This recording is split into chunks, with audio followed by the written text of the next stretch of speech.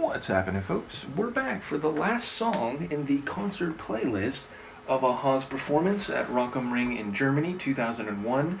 And thank you to all those who have been enjoying this ride, even though, again, it's a bootleg concert recording, though not a terrible one. I think the sonics or the recording quality has been better than bootlegs I've heard over the years, certainly.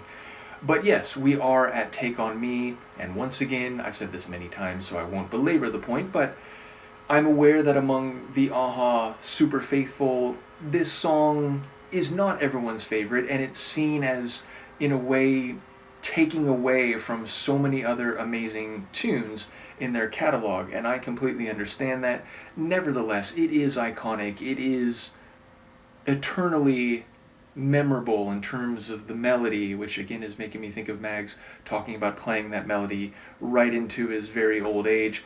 But yes, it is, I think, famous and world famous for a reason, and even if I personally think there are better songs in their catalog, thank you again to Shell for this shirt, and indeed the second and, let's say, better fitting version of this shirt, you are greatly appreciated. But yes, again, there are songs that I would place above this in their catalog, but it's number one, not only nostalgic to me, because it's a song I do remember from my youth in the 80s, and it was, everywhere. It was on the radio, and it was a song that, as I got older in the 90s, I would still think about sometimes, and, into the early 2000s. But it's very nostalgic to me now, because, people who've been here since the beginning, or, who went back and saw the back catalog of my a-ha reactions, will know that, I was like, oh, okay, I'm going to deep dive on a-ha. Shout out to Han Solo, who provided their catalog in the earliest of days. But yes, I was like, oh, well, I'm going to start reacting to a-ha. I'm going to deep dive to their catalog, and the only thing I can think of that I know from them is the all-time hit Take On Me, this iconic song with a very 80s vibe in the best possible way. But I figured, hey, I'm going to start with the first album, and I'll listen to whatever's first, and, we'll get to Take On Me whenever we do. And, oh, what do you know? It's the first track on their debut album. So, as I said, I think then, it was I suppose, perfectly fitting way to begin to, reconnect with that song and to, refresh my memory of, how it was such an impactful tune, and then to dive into the unknown, which, again, has been a journey with so many of you. So, yes, this is a song that is nostalgic to me for multiple reasons, and however it may not be the pinnacle of their catalog and may be seen by some as overshadowing so much of the other wonderful things they've done, as I said, I think it's a brilliant song and it has a reputation for a reason. Let's listen to them perform it live for the final song of the night from the Rock am Ring concert in Germany in 2001. Thank you. Okay.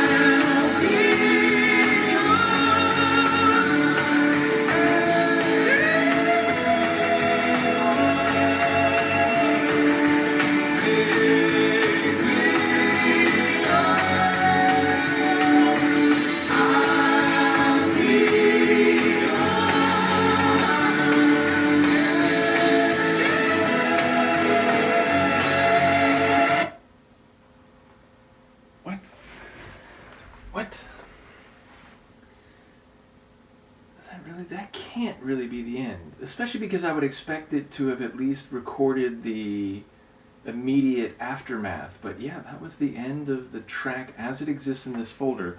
Well, I apologize. Clearly, it was working toward the conclusion, but I imagine it would have been one of those big, staggered, delayed conclusions, and then, a final rest, and then the crowd, of course, and I imagine they would have, said their goodnights and appreciations to a crowd, which was a fantastic crowd, but yeah, evidently, at least the recording I have here of this bootleg concert, or bootleg recording of this concert, apparently both of those tracks ended very suddenly, but especially this one, because it makes sense if Crying in the Rain, it kind of bled right into Take On Me, but here, it wasn't even fully finished, so it's a bit of a disappointment, but there's nothing I could do about it now, and, even if I were to re-download this from the source, presumably it would be the same thing again. I doubt this was an issue of it not downloading completely, because, before tonight, it was like every other tune, had a natural ending point, or, some of them would have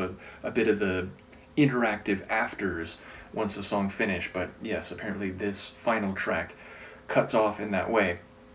So yeah, I was thinking during it, like, if not for Jennifer Rush's The Power of Love, which, don't get me wrong, and Darren, if you happen to see this, this is not an insult, I do very much like that song, but it's not a better song than this, and it's crazy to me that that song prevented it from reaching a global number one. Nevertheless, I do enjoy this performance. It sounds more like a band performance, mainly because of the drums, like, the real sort of drum kit, the snare especially, it hits different than a drum machine from the 80s percussive scheme and snare. So yeah, that stood out to me. There was a moment where it sounded like it wasn't just Morton, but that maybe like all of them like had a bit of vocal fatigue, not in a really standout way, and indeed I think Morton sounded amazing when he went high, which I get it, like, even at this point, which is now, 25 years ago, it may not have been as easy to do that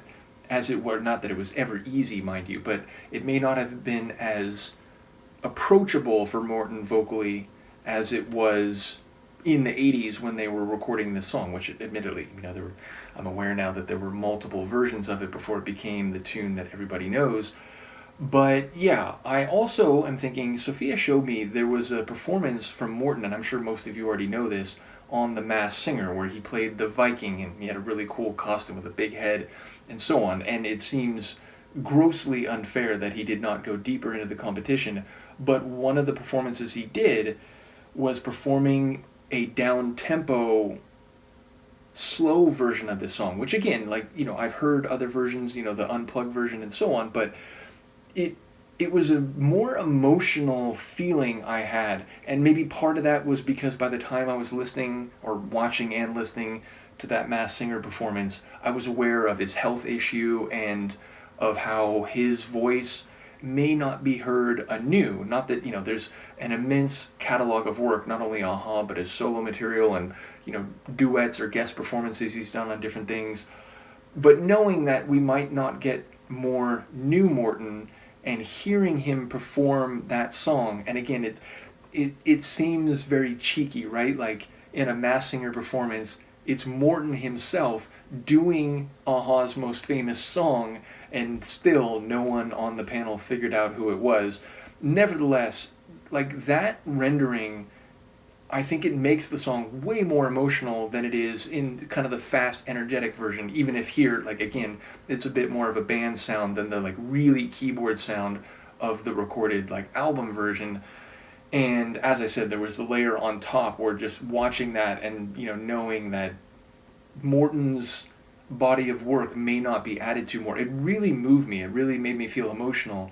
And so I was thinking about that as this was playing out, even though, again, the sound of this version is quite different. So it's an amazing end to an excellent concert, and again, lucky those who have seen them live, and shout out to those who saw them here, because again, the audience, despite how cold it was apparently, was very responsive and very enthusiastic, and I give them mass respect for that. So again, shout out to Morton and to Paul and to Mags. Shout out to Annalie and the other supporting musicians here.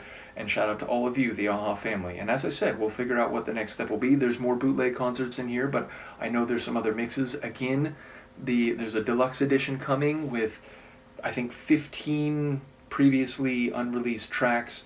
So I'm very much looking forward to that, and yes, that will be a fun time, and we'll be back with some demos and so on. So yes, the AHA journey continues. It will continue. Thank you to those who've been part of it. Thank you again to Shell.